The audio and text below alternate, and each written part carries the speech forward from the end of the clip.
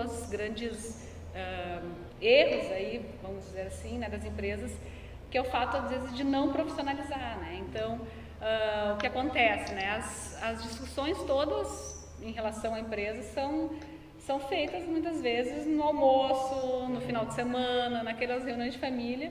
Tu não consegue mais separar, né? Acaba que a empresa e a família viram uma coisa só. Então, uma dica seria, né, que realmente a gente já conseguisse, aos poucos, cumprindo horários, né? Então, assim, é o momento de falar da empresa, eu vou falar no meu ambiente de trabalho, né? Eu vou falar dentro do meu horário de trabalho, né? Que isso também é uma outra coisa, né? Não se deve ter essa diferenciação. Meu filho, por ser meu filho, vai trabalhar em horário diferente do outro funcionário, né? Então, a ideia é que realmente pudessem ter, então, horários, que também tivessem metas, tivessem objetivos, que pensassem na empresa como um todo, né? Então, que realmente, são os passos de uma profissionalização, né? De uma empresa profissional, né? Que realmente pudesse ter processos definidos, né? Tentar fazer realmente essa divisão mesmo, né? Não levar o que é profissional para casa, vamos dizer assim, né? E de casa para dentro do profissional. E eu acho que essa de casa para dentro do profissional talvez seja a mais difícil. Né? Exatamente, porque realmente as pessoas têm essa dificuldade, né? Porque a cultura da família se misturou com a cultura da empresa, né? Então, separar isso é difícil, é extremamente difícil, né? Então, os familiares, eles precisam se policiar de alguma forma para que isso não interfira uma na vida do outro, né?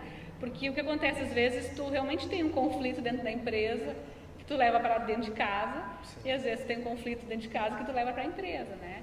E aí se torna impossível, né? Porque daí as pessoas também que não fazem parte da família não sabem como lidar com aquilo, né? E não tem essa... Até porque no momento o familiar tá brigado, mas no outro momento o familiar já tá bem, né? E aí as pessoas, às vezes, que não são da família ficam numa situação bem difícil, né? De tu conseguir realmente se adaptar a essa situação, sim, né? E exemplos de empresas que hoje temos no Brasil e que conseguiram fazer essa transição. Você poderia dizer algumas empresas de sucesso que conseguiram não só o sucesso profissional de mercado, mas também que podem ser usados como exemplo para serem seguidos? Sim, ano passado saiu uma pesquisa da Price sobre empresas familiares no mundo inteiro, né? Então, das maiores empresas, 50 maiores empresas do mundo, que são empresas familiares, 15 são brasileiras, né? Então, a que está no topo, a maior empresa familiar brasileira é o Banco Itaú, né? Aí tem tantos outros, né? Tem a Magazine Luiza, a JBS, a Gol, a TAM, a Globo, a SBT, claro, tudo grandes empresas, né? Mas aqui na nossa região, para quem é aqui da região do Vale dos Sinos, né? A gente tem tantas outras empresas de sucesso, né? Se a gente for pensar, a Artecola, o Grupo Gerdau, que é o mais clássico, né? Que saiu muito na mídia, todo o processo de sucessão e profissionalização deles, né? Colombo, nossa, são tantas grandes empresas, Randon, né? Todas as grandes empresas que são empresas realmente de sucesso, onde os familiares trabalham na empresa, né? Só que realmente dentro do processo bem profissional, né? O caso da Gerdau, ele é muito interessante, isso saiu bastante na mídia, né? Eles começaram o processo de sucessão deles em 2000, né? No ano de 2000, e em 2006 que foi divulgado realmente quem seria o sucessor, então, né, na presidência da empresa, e foi um processo assim, inicialmente se tinha uma lista de 20 pessoas, né? Então foi feito todo um trabalho realmente de análise de quem seria a pessoa com o melhor perfil, com o melhor currículo, né? Podendo ser familiar ou não, né? No caso deles. Ficou um familiar, né? Mas se percebeu que foi um processo transparente e gradativo, né? De tu realmente preparar, porque quando se fala em sucessão, né? A gente prepara o sucessor, o sucedido, né? Prepara a empresa e a família, né? Porque qualquer processo de sucessão passa por várias esferas, né? E todo esse pessoal tem que ser preparado, né? Então, a Gerdau foi um caso realmente clássico de sucesso na sucessão, né?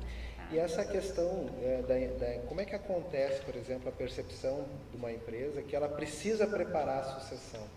Ou seja, quais são os sinais, se há que há, sinais que indicam para a empresa que está no momento dela começar a preparar essa sucessão, seja para um familiar, seja, como você disse, de uma pessoa que possa vir de fora e comandar a empresa. Existem assim vários sinais, né? Mas assim alguns deles pode ser a própria idade, né? A própria idade do atual gestor, dirigente, né? Pode ser o tempo de empresa já, isso pode inclusive estar definido, né? No processo de gestão da empresa. Pode ser por algum motivo, sei lá, de querer mudar realmente a empresa, né? Querer profissionalizar. São vários sinais assim diferentes, não existe um único sinal, né? Pode ser também, a empresa pode ter crescido num determinado patamar que seja um momento importante agora de entrar uma pessoa já com uma outra visão, né? Se a empresa tem uma pretensão de futuro de se internacionalizar, de repente uma pessoa que tenha um pouco mais de experiência nisso, né? Então, são vários os sinais, né, que pode demonstrar que está na hora de realmente repensar numa pessoa, né? E o problema está sendo que às vezes isso é muito tarde, né? Muitas vezes, muitos casos, né, em que já é tarde demais quando se dá o start de realmente pensar numa próxima pessoa, né? Me ocorreu aqui a questão de uma empresa maior, como por exemplo o Gerdau, Randon e outras. Acredito que pela forma estrutural que ela já tem, esse processo ele seja até natural de se pensar numa sucessão. Mas vamos imaginar no caso de uma média e pequena empresa, que são uma grande maioria do país, né? Quais são os riscos que podem acontecer para uma empresa pequena, por exemplo, onde o proprietário, o fundador, o dono do negócio, ele não, de uma hora para outra ele falta, ele não está mais presente. Quais são os riscos que uma empresa como essa pode ter de não ter se preparado para uma sucessão? Na pequena empresa existe muito a centralização do poder, né? E de toda a centralização, na verdade, de toda a gestão, normalmente está realmente no dono, naquela pessoa que iniciou o negócio, né? Então, quando esse dono às vezes vai faltar por qualquer um dos motivos, né? Ele acaba levando um pouco da questão cultural da empresa junto, né? Se perde um pouco inclusive dos valores da empresa, né? Então, tem vários exemplos assim de quando não se tem uma pessoa preparada para isso ou não se prepara esse processo, de a empresa realmente fechar, né? Da empresa realmente encerrar as atividades, porque ela não consegue manter aquilo que o dono prezava, né? Que eram os valores realmente do dono, né? E isso também é uma questão muito de comportamento, né? O próprio dono, em algum momento, o dirigente, tem que perceber que ele está na hora dele começar a pensar em outras pessoas, né? E isso é um processo comportamental bem complicado, porque tu tem que dividir, né? Tu tem que dividir, tu tem que delegar, tu tem que acreditar que as outras pessoas são tão boas quanto tu, né? Então isso é difícil nas pequenas empresas. E como acontece, por exemplo, numa empresa, seja ela qual for, mas vou focar um pouco nas questões das empresas menores, né? Que eu imagino que essa preocupação, ela, se existe, talvez ela não seja tão trabalhada profissionalmente. Como é que acontece, por exemplo, se uma empresa percebe, bom, eu quero me afastar do cargo, o proprietário, né? Eu quero parar, quero passar por uma sucessão para o filho, e ele tem mais de um filho, ou tem um sócio que também tem filhos. Como é que é esse processo de seleção? Quem assume o quê? Quem vai mandar em quê? Né? Como é que a família é preparada para isso? Existe um processo para isso? Tem diversas formas, né? Tem empresas, por exemplo, claro que a gente está falando de pequenas empresas, né? Então, tu sempre pensa ali que algum filho tenha realmente o perfil de assumir. Tu já pensa na empresa pensando naquele filho, né? Diz, tu é a pessoa que realmente tem condições de continuar a empresa, né? Então, assim, tem várias formas de pensar isso, né? Tem empresas que têm quase como um pré-requisito que esses filhos, então, né, ou pelo menos algum familiar que vá suceder, ele tem uma experiência externa, né? Então, assim, para tu assumir a empresa da família, tu tem que ter trabalhado em outro lugar, tu tem que ter tido essa ideia da organização, tem que ter tido essa ideia de ter tido um chefe, né, um superior, tu tem que ter tido essa ideia de cumprir horários, né, de entender como é que é uma empresa sem ter sido a tua, né? Então, tem alguns familiares que fazem ter essa experiência externa, Outros, quando é possível, né, buscam até que ele tenha aquela experiência internacional, né, se possível, nem todas é possível, né. E aí, a partir desses vários familiares, potenciais familiares, se faz um trabalho realmente de analisar o perfil, né. Então, assim, qual é o que teria que, de repente, esteja estudando na área, que já seja formado na área, que tenha tido uma boa experiência externa, que tenha um bom relacionamento interpessoal. Tu começa a avaliar alguns itens do perfil que vão fazer com que ele realmente seja mais adequado para assumir aquela função. Agora, se tu pensar o caso, claro, de uma empresa grande de novo, mas o caso da Dudalina, da camisaria Dudalina, né? Eram 16 filhos. 16 filhos, e o sonho, né, inicial da mãe, que foi a que fundou a empresa, era que todos trabalhassem na empresa. Então, assim... Acho que é o sonho de todo pai e toda mãe que dê continuidade, mas alguns não querem, né? Alguns não querem, não podem, e ali alguns realmente saíram, outros não, mas o que acontecia? Ela queria que todos trabalhassem. Para tu já botar 16 filhos numa empresa, já não pode ser uma empresa muito pequena, né? Já tem que ser uma empresa maiorzinha, né? E aí a gente tem que admitir que nem todos têm o perfil, né? Então alguns saíram, outros ficaram. Como nesse caso específico, que também foi bastante veiculado na mídia, né? O que aconteceu? Eles, pela mãe, o que deveria ficar na gestão era o filho mais velho, né? E ele assumiu por um tempo a gestão da empresa, só que no momento ele já não era mais bem aceito pelos irmãos, e aí outra pessoa começou a assumir, que ficou, tanto que depois que a mãe faleceu,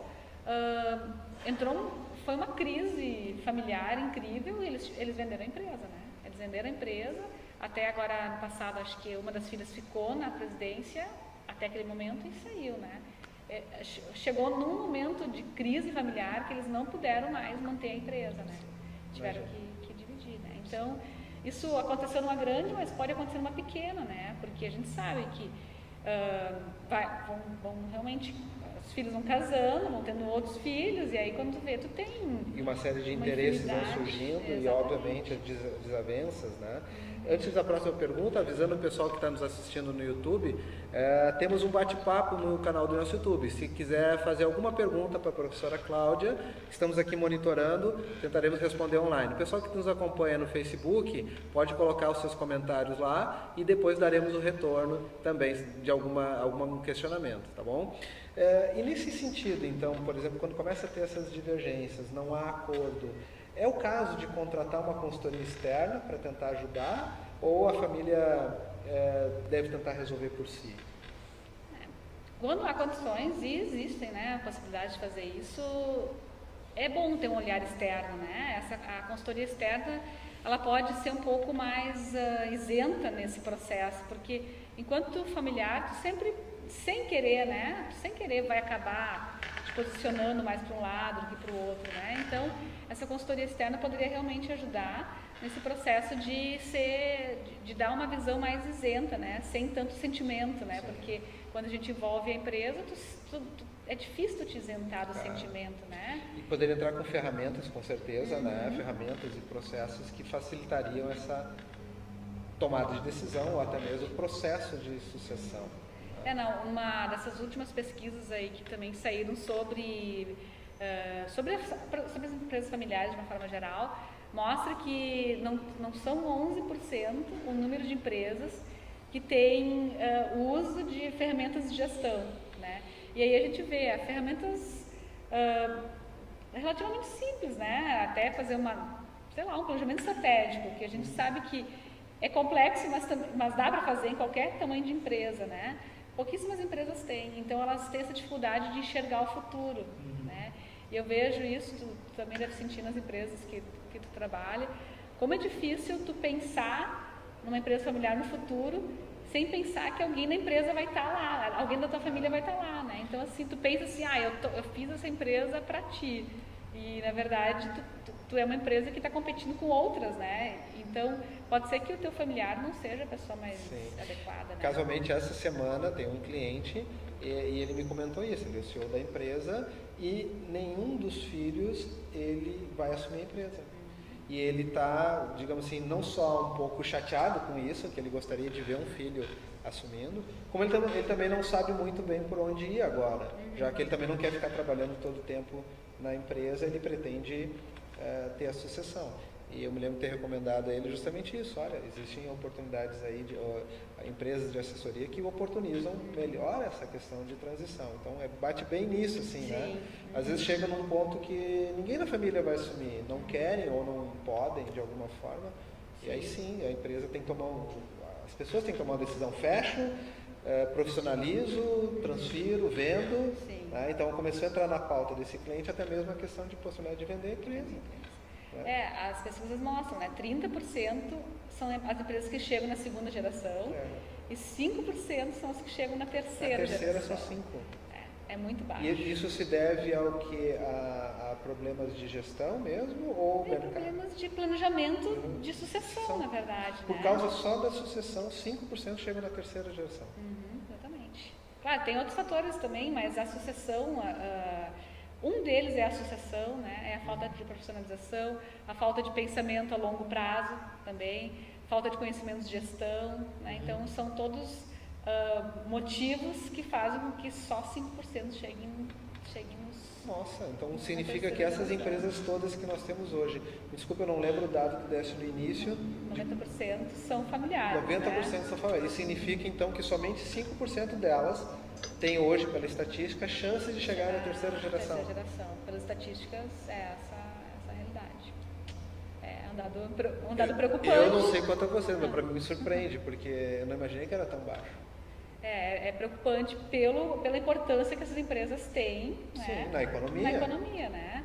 Tanto pela geração de emprego, geração de renda, né? Então, realmente é um dado de empreendedorismo importante e preocupante, né? Com certeza, isso me remete a pensar o quanto, por exemplo, uma família que hoje ela se sente segura porque existe uma empresa, né, que dá o seu sustento e não necessariamente que isso na próxima geração, nos filhos, por exemplo, se eu fosse filho de alguém que tivesse uma empresa e não estivesse trabalhando, talvez os meus filhos não pudessem sobreviver a essa empresa. É isso, sim, né? Exatamente. Então, um alerta muito grande, né? Se você está empreendendo, se você tem uma empresa, se você está trabalhando numa empresa, atenção a esse ponto, porque talvez a família não tenha o seu sustento para as próximas décadas.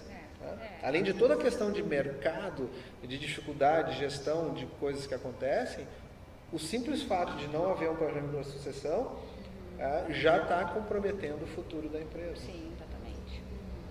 E antes dessa sucessão tem todo o trabalho de profissionalização, né? Então, todo o próprio gestor, né, que está na liderança da empresa, a gente sabe, a gente trabalha com empreendedorismo, sabe como é que os negócios começam.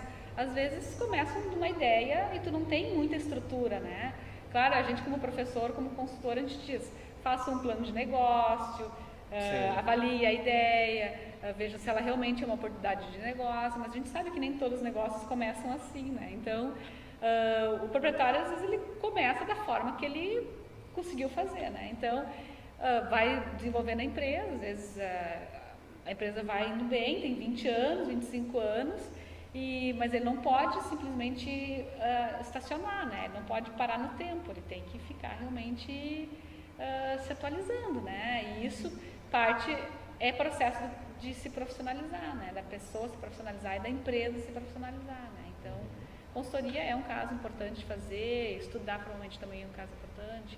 Então, a gente vê assim que são diversas formas que as empresas estão encontrando de fazer com que ela realmente se torne competitiva no mercado, né? E um fato interessante também, que é um problema das empresas familiares, é o de reter talentos, né? Isso aparece também em várias pesquisas, assim, como é difícil as pessoas se manterem na empresa, as que não são familiares, né? E muitos motivos é também essa dificuldade em lidar com os problemas da família, né? Que a família acaba trazendo para a empresa os problemas particulares, né? E às vezes tem momentos que os próprios funcionários não querem mais lidar com isso, né? Então é realmente difícil de tu conseguir manter os talentos, né? Esse é um caso.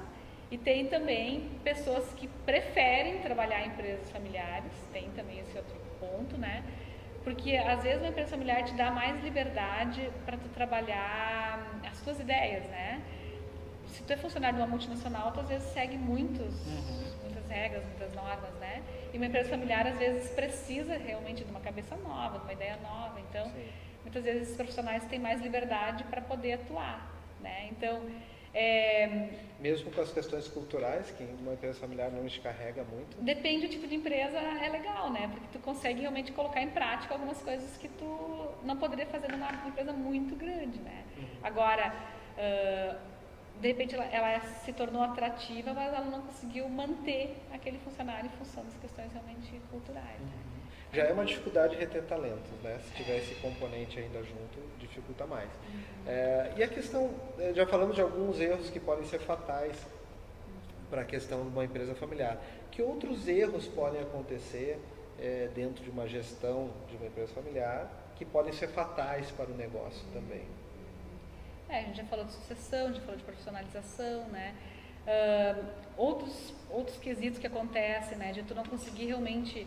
A gente falou um pouco disso já, de separar o que é da empresa e o que é da família, né?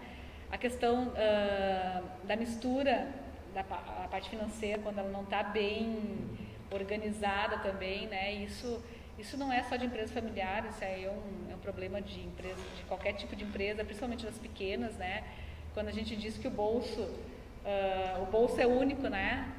Do mesmo caixa sai pagar a escola das crianças e pagar o fornecedor de tecido, né, por exemplo.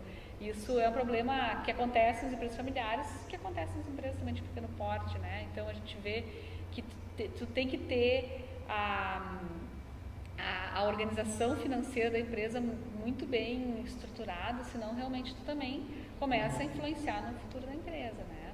Então esses seriam alguns motivos, né? Teriam outros ainda. Questão da cultura da empresa, dos valores da empresa. Então, assim, eles são muito mais fortes na empresa familiar, né? Os valores da empresa, né? E outros motivos seriam o próprio perfil, né, do gestor também, que a gente também já falou um pouquinho, né? De ter um perfil muito centralizador, de tu não acreditar que teriam pessoas que seriam capazes de assumir o teu lugar, né? Então, isso são coisas também que precisam ser abordadas de forma mais clara, né? A gente vê às vezes que nas empresas que são assuntos um pouco proibidos, né? Tu falar em sucessão, tu falar em profissionalização. Parece que choca um pouco, né? Choca um pouco, tu tá meio que colocando aquela pessoa numa parede assim, olha, tu não foi capaz e agora a empresa não está, de repente, trazendo o resultado necessário. Na verdade, não é isso, né? Sim. São até questões do próprio mercado que te impõem isso, né? Com certeza. Imagino que chegar para um dono de uma empresa e perguntar para ele, e se tu faltar de uma hora para outra? Talvez ele até se ofenda com isso, mas isso é uma coisa que choca, né? Sim. A empresa está preparada para sobreviver sem a tua presença? Como é que é a organização dos teus filhos, dos primos, dos genros, das noras? Porque começa a ter uma série de interesses aí junto, né? Como é que isso se organiza? Imagino que é uma coisa que não é fácil, né, de uma empresa lidar também. E aí as empresas grandes criam seus conselhos, né? É uma forma de tu também trabalhar isso. Aquele presidente que por muito tempo teve na gestão da empresa, muitas vezes ele passa a ser, então, do conselho de administração, do conselho consultivo. Sim. Tem vários tipos, né, de se organizam, né? Então ele não atua diretamente na empresa, mas ele faz parte das pessoas a serem consultadas, até pela experiência dele, né? Então, isso já é uma realidade em empresas grandes, já é comum acontecer, né? Agora, nas empresas pequenas, tu não tem uma estrutura, né? Às vezes tu tem ali, sei lá, 5, 6, 10 funcionários, 2, 3 familiares junto, então tu não vai criar um conselho consultivo, né? O que pode fazer de várias pequenas empresas se organizarem, que isso já acontece também, de uma ajudar a orientar a empresa do outro, né? Então, tu cria um conselho não um conselho de administração, mas um conselho que tu faz um rodízio, né? Tipo assim, tem um grupo de 10 empresas e um acaba, de certa forma, olhando a empresa do outro e dando uma opinião, né? Eu acho que não sendo provavelmente concorrentes e isentos, né, deve ser uma prática muito interessante também, justamente para trazer aquela visão de fora, né? E às vezes até dizer para a pessoa, acho que tu está te centralizando demais, eu acho que tu não está pensando no longo prazo, né? Acho que tu teria que te organizar de alguma forma diferente. De repente seria importante trazer uma pessoa de fora realmente para trabalhar na gestão, né? Então, é uma forma que as empresas têm de buscar isso, né? E agora, eu até me lembrei de um aluno agora que conversou muito comigo, eles tinham também uma empresa 28 anos, se eu não me engano, uma empresa na área de material de construção, e realmente ele estudou, ele se capacitou, e ele não tinha a chance de poder fazer as coisas, né? Então, tudo aquilo que ele aprendeu ao longo do curso, e o que ele aprendeu até com experiências de outras empresas, assim, ele não conseguia aplicar na própria empresa. Então, ele não se tornou um ambiente favorável para ele, né? Mesmo sendo uma empresa familiar, tendo todo relacionamento com a família, ele não pôde realmente, não podia fazer nada que para ele era interessante ou que ele pudesse manifestar a ideia dele e tal, né? Então, ele se desmotivou, né? Então, é uma pessoa que provavelmente não vai assumir a empresa em função de não ter essa liberdade para fazer isso, né? E a empresa é capaz de também não continuar em função de não ter um sucessor, né? Então, são realidades de pequenas empresas aqui da nossa região. E que deve ser bastante comum, considerando que 90% delas são pequenas. São pequenas, né? Também. Já nos encaminhando para o nosso final, professora Cláudia, que outras dicas assim gerais você poderia dar para a nossa audiência que eventualmente está assistindo ou que vai assistir o vídeo posteriormente, de empresas familiares para que elas possam sobreviver e perpetuar? Acho que a ideia é realmente conhecer bem o negócio, né? Pensar na empresa para o futuro, não pensar só em deixar a empresa para os filhos, mas pensar no que a gente quer na empresa para o futuro, né? Até a visão de longo prazo, né? Se munir de ferramentas de gestão, né? Acho que é importante que realmente a pessoa saiba também, além do negócio, mas saber como a empresa funciona, saber aos poucos ir profissionalizando ela, né? Acho que manter um trabalho de transparência também com todas as pessoas da empresa, né? E pensar assim que às vezes realmente os nossos filhos não têm o perfil ideal, né? Não que eles não possam fazer parte da empresa, mas que a empresa possa seguir com o perfil ideal de gestor, né? Então, às vezes sendo a empresa, às vezes não sendo, né? Então, acho que são algumas dicas básicas, né? Que a gente pode deixar aí. Tá bom. Certo? Professora, muito obrigado. Temos aqui a nossa audiência colocando, muito bom, foi colocado aqui pelo Gabriel, que ele coloca assim, muito bom, mas algo que sempre que penso em uma empresa familiar, fico pensando sobre os possíveis conflitos, né? Existe algum tipo de apoio, seja de RH ou psicológico, com foco em empresa familiar? É uma pergunta, né? Então, até para aproveitar, então, encerrando com as perguntas aqui, existe algum tipo de apoio psicológico ou de empresas que possam auxiliar empresas familiares nesse sentido? Existem várias empresas no mercado, né? Empresas nessa área realmente bem comportamental. Tem psicólogos que trabalham só com empresas familiares, né? Tem coachings que fazem trabalhos específicos, né? Para a gestão de empresas familiares, né? O conflito ele é inevitável, né? E o conflito ele é positivo, né? Desde que tu realmente consiga administrar ele, né? Porque muitas vezes no conflito que surgem novas ideias e a gente acaba entendendo um pouco mais, porque o problema do conflito são as expectativas que não estão sendo atendidas, né? Então, assim, a gente não deve evitar o conflito, a gente tem que saber administrar ele, né? O Gabriel também pergunta se tem alguma ferramenta que ajuda nesse sentido ou realmente é muito mais centrado em coaches e empresas de consultoria? Ferramentas, assim, especificamente teria que ver, porque é caso a caso até, né? É que teria que se entender qual é que é a dificuldade da empresa, se o problema é comportamental ou é problema de negócio, né? A gente teria que realmente entender um pouco mais a fundo sobre isso, né? Mas a ideia é que realmente possa se buscar uma consultoria externa pelo fato de tu ter um olhar externo, né? Ter um olhar de uma pessoa de fora que não é envolvida emocionalmente naquele processo. Tá bem. Certo? Muito obrigado por ter nos acompanhado até aqui. O pessoal que assistiu o vídeo depois também pode encaminhar as perguntas para a professora Cláudia, que ela prontamente se dispõe a responder. Professora Cláudia, muito obrigado por esse tempo. Muito obrigada. Até a próxima. Até a próxima.